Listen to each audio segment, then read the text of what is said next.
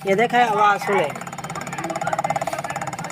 ये आवाज़। Black wire पे हमने रखना है रेड वायर को।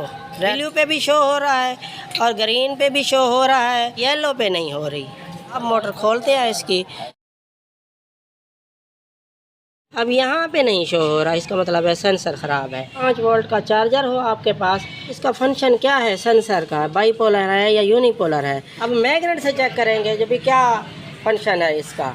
ये देखिए यहाँ पे साउथ पोल और नॉर्थ पोल, यहाँ पे ये देखें ऑफ, ये यहाँ पे ऑन हो गया, ठीक है। बाईपोलर है, यूनिपोलर है, ठीक है। यही इसका फंक्शन है 41F का। नया सेंसर लगा दिया है।